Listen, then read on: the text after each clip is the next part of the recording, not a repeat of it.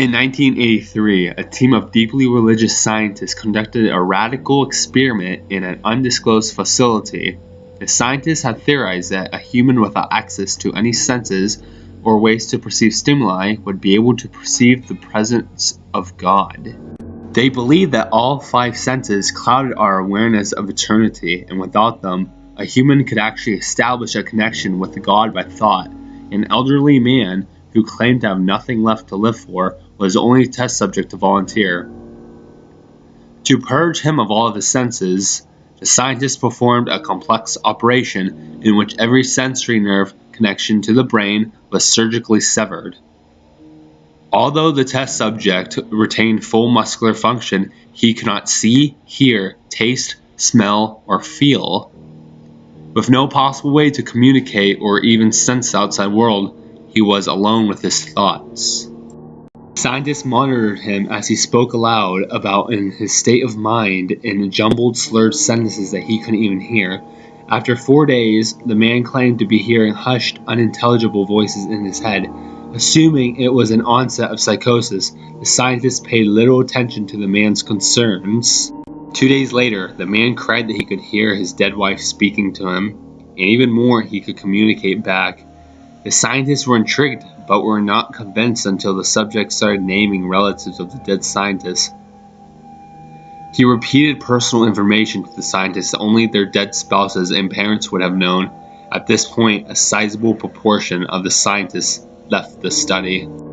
After a week of conversing with the deceased through his thoughts, the subject became distressed, saying the voices were overwhelming.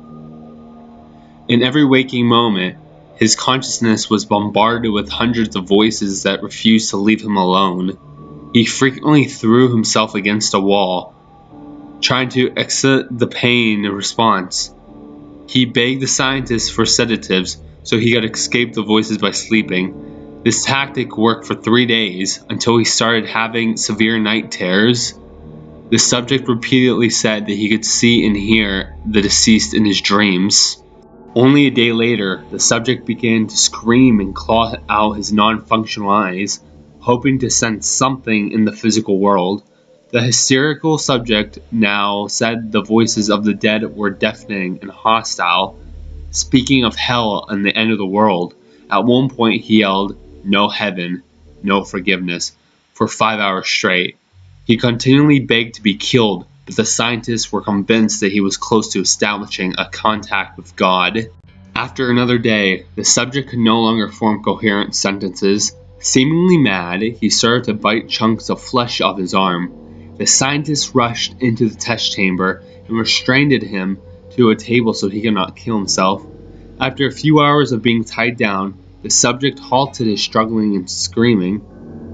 He stared blankly at the ceiling as teardrops silently streaked across his face. For 2 weeks, the subject had to be manually rehydrated due to the constant crying. Eventually, he turned his head and, despite his blindness, made focused eye contact with the scientist for the first time in the study. He whispered, "I have spoken with God, and He has abandoned us." And his vital signs stopped. There was no apparent cause of death.